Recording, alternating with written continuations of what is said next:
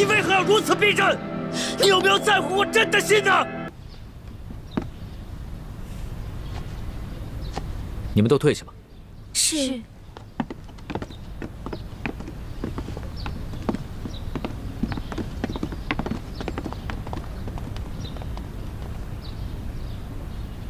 你在缝什么呢？嫁衣，也是寿衣。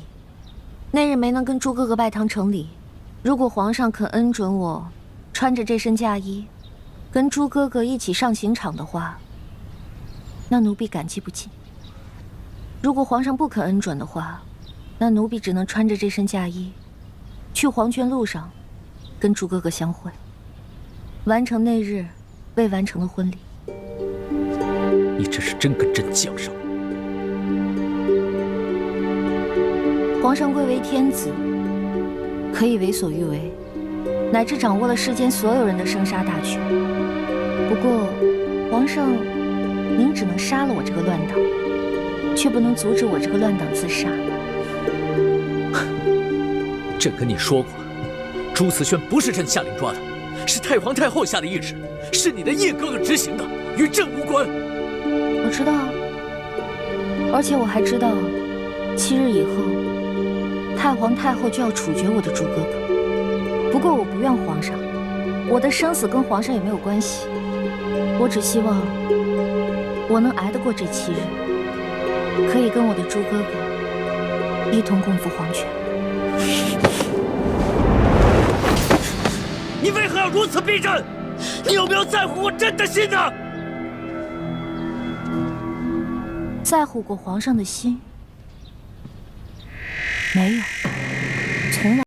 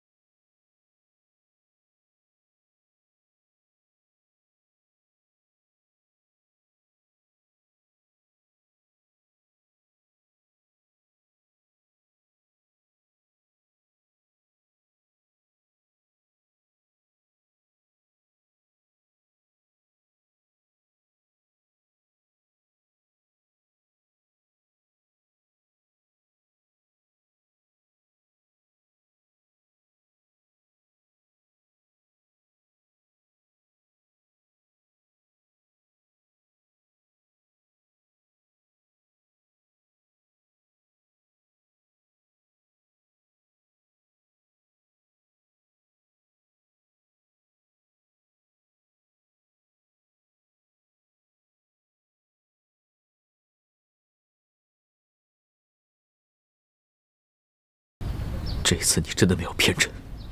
其实答案根本就不在我的嘴里，而是在皇上的心里。不过我有没有骗你，你有没有骗我，这都不重要了。反正皇上也救不了我，救不了朱哥哥。来人！奴才在。传耶和那拉莫生。这。李欢，7日你可敢在此与你的叶哥哥当面对质？为何不敢？如果证实了皇上冤枉奴婢的话，能否放了朱哥哥？一个一心求死的人，没有资格跟朕讨价还价。先把饭吃了再说。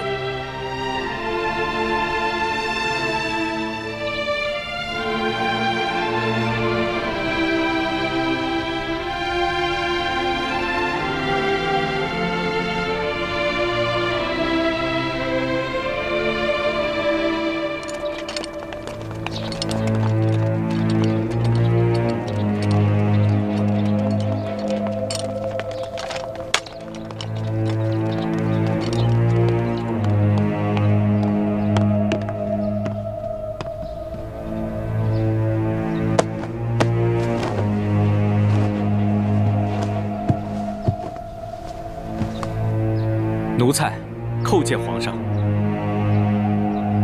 凭什么？谢皇上。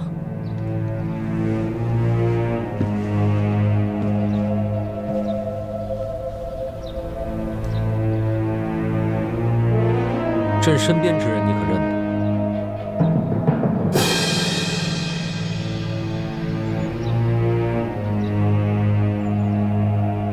认识。此人乃明中国乱党李易欢。现在，当着李易欢的面，你给朕说一句实话：那日在慈宁宫中，你父之言可有欺君？这，若是你现在说出实情，朕还可以戒我不救；若你还想着欺君，那你就是罪加一等。皇上开恩，奴才的阿玛并非有意欺君，只不过因为太皇太后有懿旨，所以奴才的阿玛才不得不隐瞒实情。把你知道的事情都说出来给朕听听。奴才遵旨。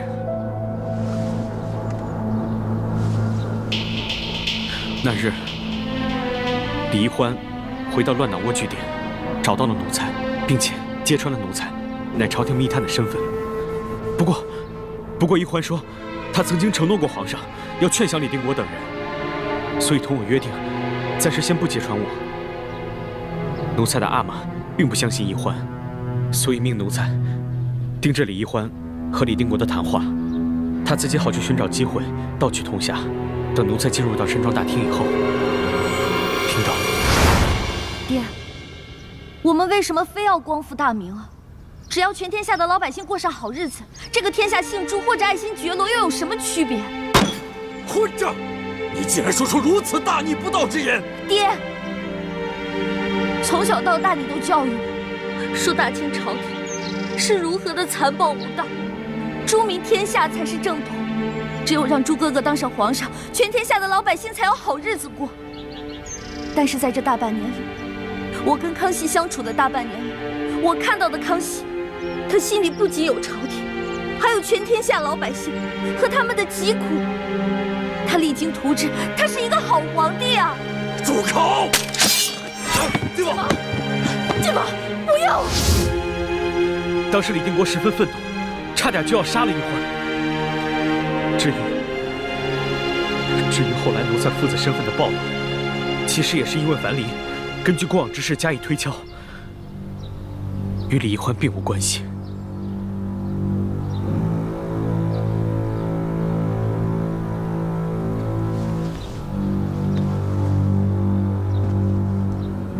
欢儿，是朕错怪了你。朕曾经说过，我们要互相信任，互相扶持，永不相依，也永不相害，是朕没有做的。皇上，您既然已经相信我没有负你，那你也不能负我。你答应过我，只要我肯留下来陪你，你就会放了朱哥哥。欢儿，此事你得容朕再想想办法。你怎么了？是不是头疼病又犯了？怎么了？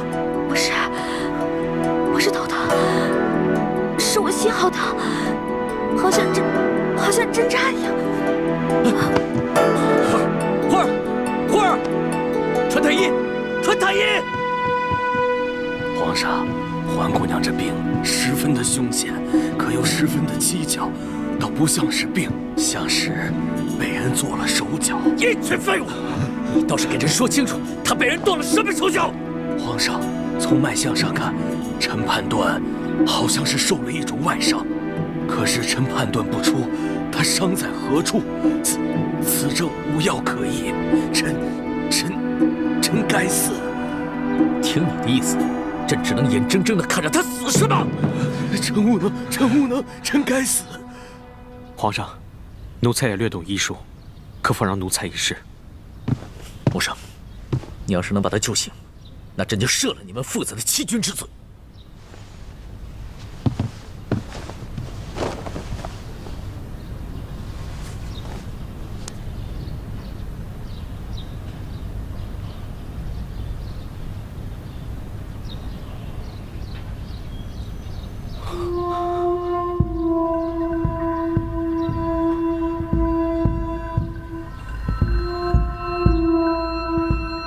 怎么样？有什么发现没有？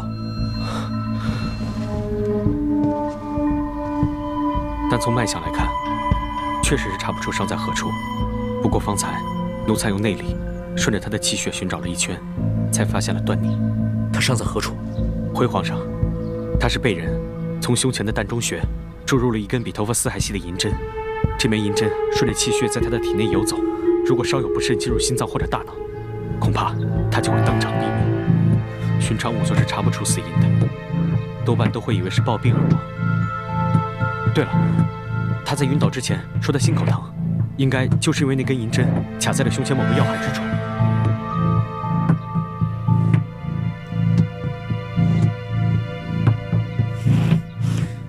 那你有什么办法可以救他？办法倒是有一个，不过要找一个内力极强的内家高手，用内力顺着气血经脉，把那根银针逼回到胸前的膻中穴，然后再给逼出来。不过这种方法极为凶险，因为人体内的血脉粗细不一，百折千回。如果稍有不慎，那根银针就会顺着气血进入心脏或者大脑，那一换就你。而且这期间过程极为凶险，就算最后成功把银针逼出了，那施救者也很可能因为内力丧失过多，变成一个废人。皇上，这等内力高手十分罕见呐！既然是好不容易练出的内力，又岂肯耗给他人呢？重赏之下必有勇夫。皇上，你马上给我召集宫里所有的侍卫，挑选内家高手。皇上不可，懿欢不是寻常女子，她自幼习武，多少也有些内力。这施救者还必须与她习的是同门的功夫，否则施救者的内力会与懿欢的内力相排斥，情况恐怕会更加危险。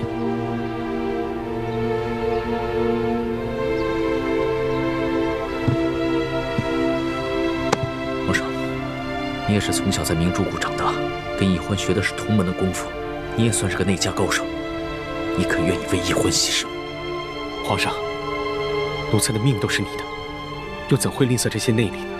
只不过奴才虽自小跟懿欢长大，习的也确实是同门功夫，但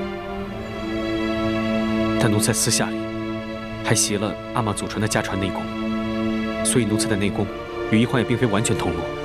这么说，连你也没有办法了。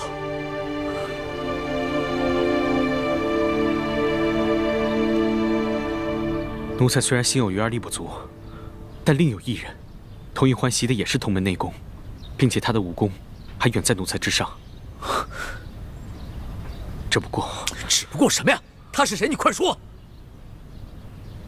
只不过那人现在在天牢里，而且7日之后就要被处决了。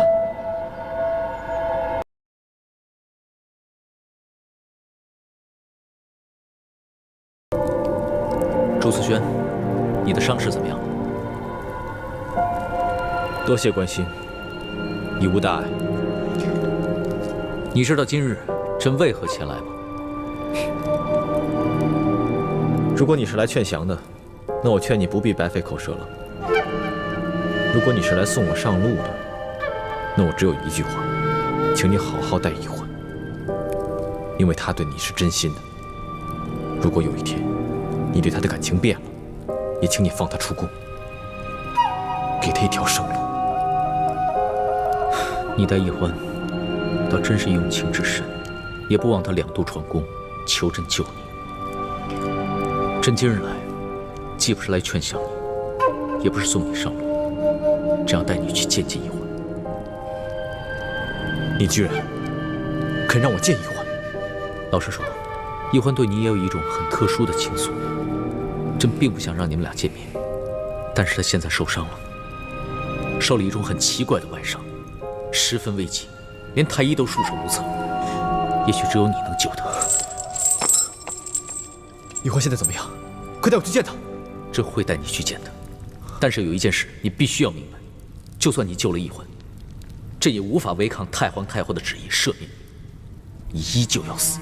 你以为我会用懿欢的命谈条件吗？那你未免也太小看我和我对懿欢的感情了。好，希望朕没有看错。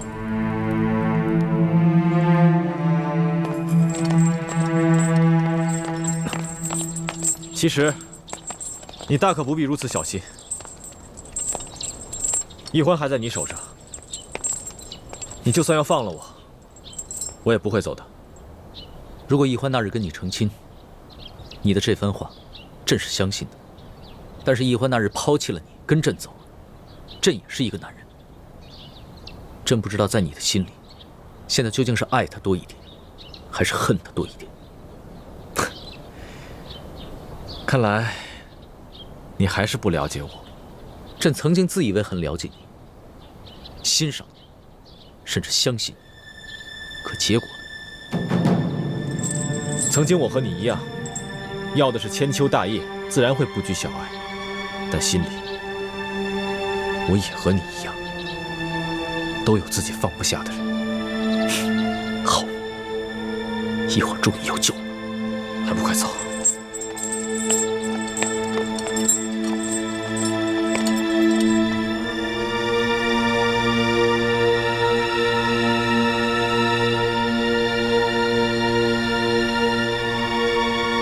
怎么样？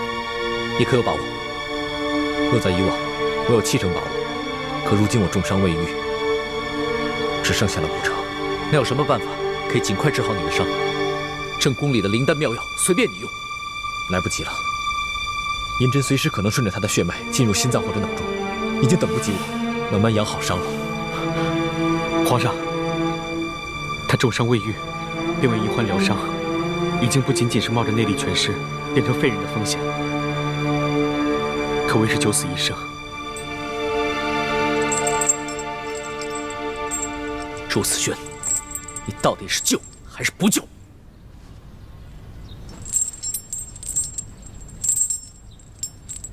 但我有一个条件。朕知道是什么条件，朕答应你，只要你救醒了易欢，朕饶你不死。太皇太后那边，朕会帮你求情。你错了，你不必帮我求情。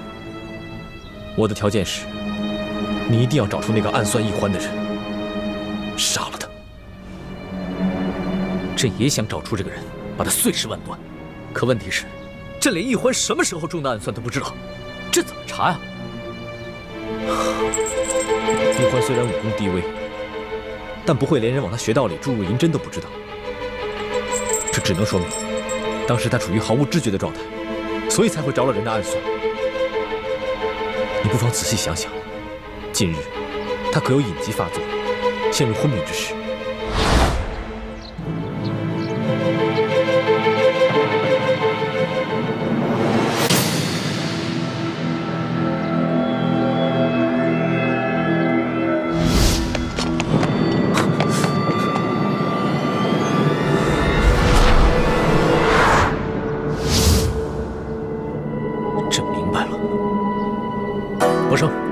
你去把那日易欢宠宫突发隐疾之后，把她嫁出去的那几个侍卫统统拿下。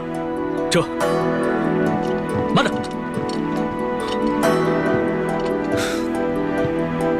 先别着急抓人，查明他们的身份和幕后的关系。注意，行事要隐秘，不要走漏风声。奴才遵旨。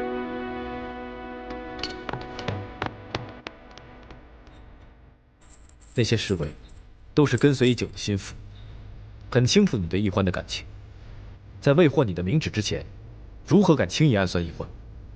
这只能说明他们是受人指使。朕明白，待朕查明真相，一定会给你一个交代，也为易欢免除这个后患。好，我相信你。我此番施救，已是9死1生，纵然侥幸活下来，太皇太后也会处死我。到时候，我再也没有能力保护易欢了。玄烨，答应我，好好保护易欢。如果有一天你对他变心了，也请你放他一条生路，让他走了。好，朕答应你。那好，我现在可以放心的施救了。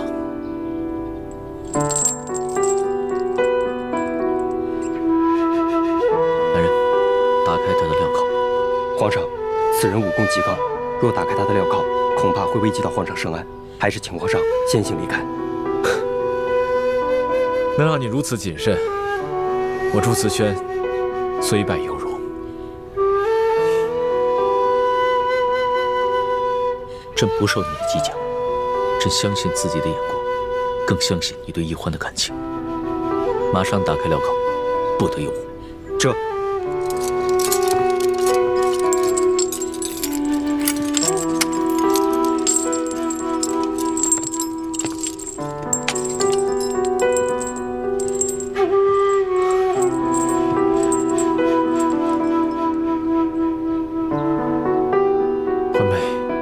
虽然你心里已经没有我这个猪哥哥，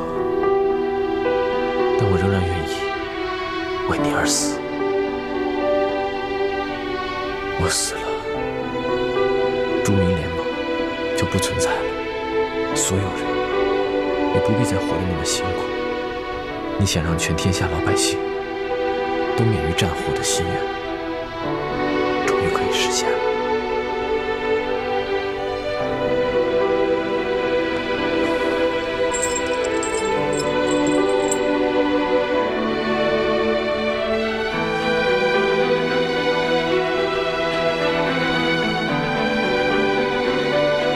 出去吧，不要妨碍我为他疗伤。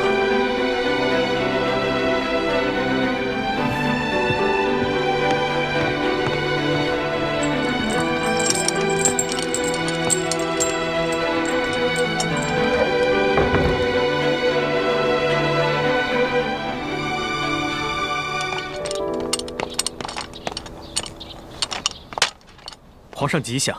凭什么？怎么样？查到了一些什么？ 回皇上，奴才去内务府调查了当日那几个执勤侍卫的档案，摘录在此。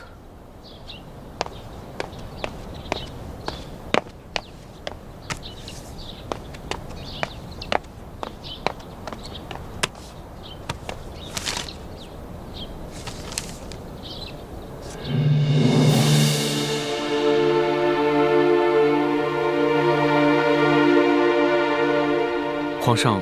可有什么发现？朕心里有数了。此事暂且到此为止，谁也不许声张。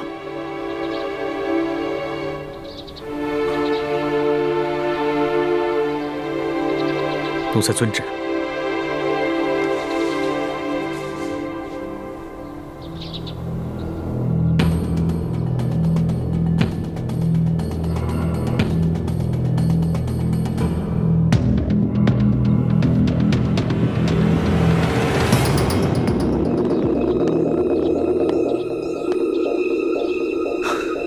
都1个时辰了，怎么还没有动静？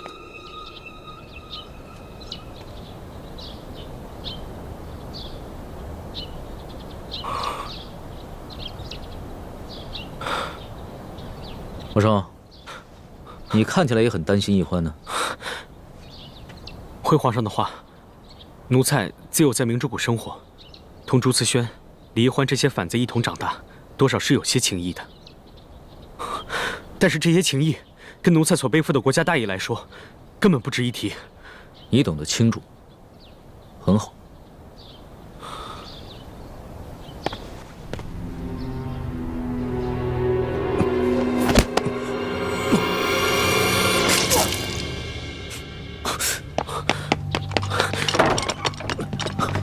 花儿，花儿，花儿，花儿，花儿。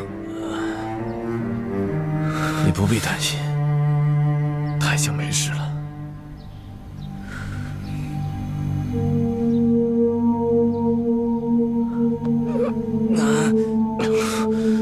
这就是那罪证。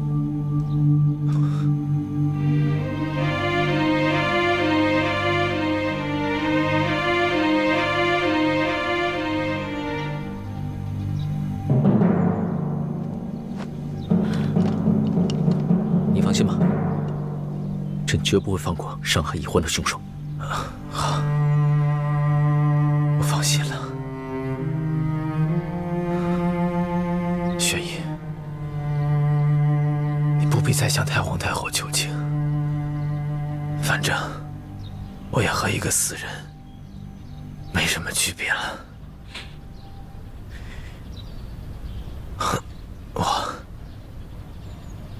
有一件事求你。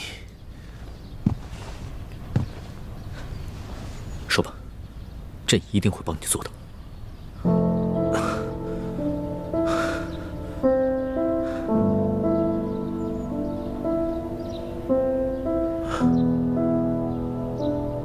等他醒来，永远不要告诉他，是我救了他。为什么？其实欢美心里对我未尝没有情意。如果不是你的出现，我和他会是一对神仙眷侣。不过，既然他最终选择的人是你，我又何必让他难过，让他纠结？你现在明白了，我不仅才智不输于你，我对易欢的爱更远胜于你。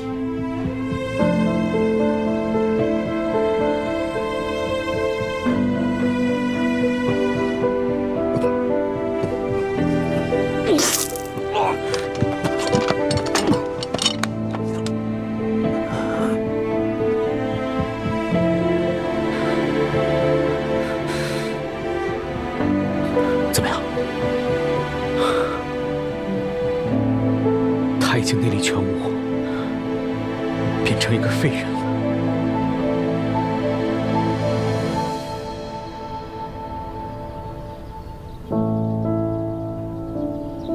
宣太医，务必用最好的上药保住他的性命。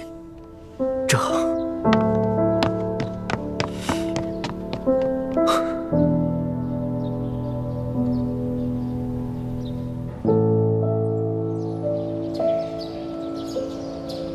这朱慈轩肯舍命救这李玉欢，那是他们自己的情分，可不是看在你皇上的恩情上。与公与私，与情与理，他们都是皇上不共戴天的敌人呢。皇上，你却心软了。皇祖母，孙儿不是心软，孙儿就是觉得吧，眼下朱思轩已经是一个废人，这杀与不杀，都已经无碍大局了。我们可以像捐进鳌拜一样，把他给捐进起来。只要他不死，这朱明联盟的人就不敢轻举妄动，也就不会轻易闹事了呀。哀家跟皇上想的不同，他是前明最后一个太子，只要他还活着，哪怕是他是一个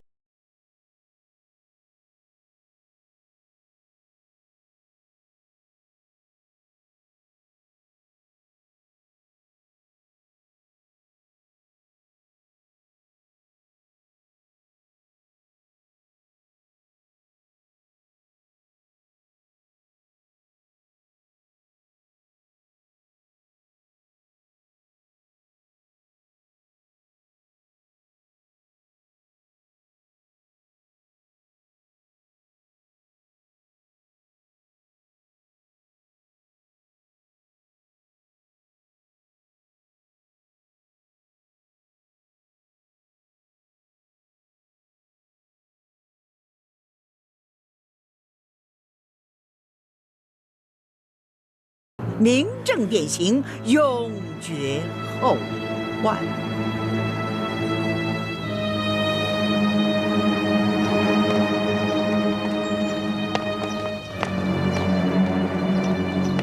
皇上，这朱思轩要是死了，只怕易欢姑娘永远都不会原谅皇上。朕现在也正为这个烦恼。老东西，你有没有什么办法？哎，办法倒是有一个，不过请皇上体恤奴才，千万别说这个办法是奴才说的，要是太皇太后知道了，饶不了奴才。你放心吧，朕身边也没几个会办事、能办事的人才。再说了，从小就是你伺候朕长大的，没了你，朕也会不习惯。多谢皇上体恤。其实奴才这个办法挺简单的，4个字：李代桃僵。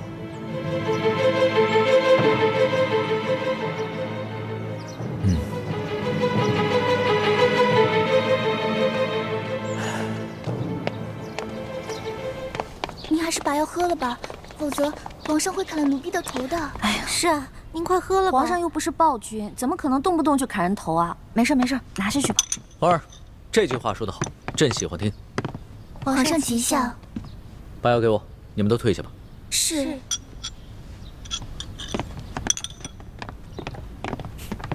儿，来吧。我都说了，我已经好了，你别再给我喝这些苦了吧唧的东西了，行吗？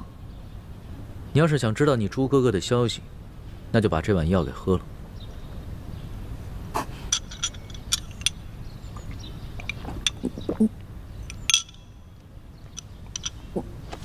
你是不是给我带来什么好消息了？也不算是什么好消息。太皇太后不肯赦免朱慈轩。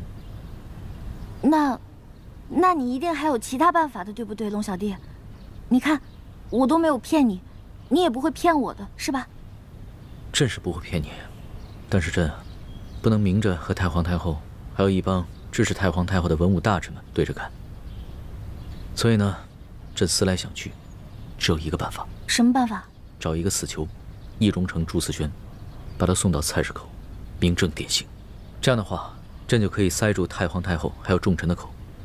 朕在暗中找个机会，把真的朱慈轩给放了。谢谢你，龙小弟，你果然是言而有信的好皇帝。你呀，你先别急着给朕戴高帽。朕这么做是有条件的，你必须一辈子都在这宫里，永远陪着朕。其实，我之前都已经想好了，如果你真的能放了朱哥哥，那我就留在宫里陪你一辈子。不过，我只能做你的红颜知己，不能做你的嫔妃。不是，那怎么行啊？那朕每日放一盘烤鸭在你面前，只许你看，不许你吃，那算什么呀？龙小弟，我心里怎么想的，难道你不明白吗？我对你是情爱，对朱哥哥是情义，我对你有愧疚，同时对朱哥哥也有愧疚，我心里放不下你，但是又不能太对不起朱哥哥。如果你觉得不公平，那好，从此以后我不再吃美食，不再吃烤鸭，你每日只需要给我一些清粥小菜，不让我饿死便足矣了。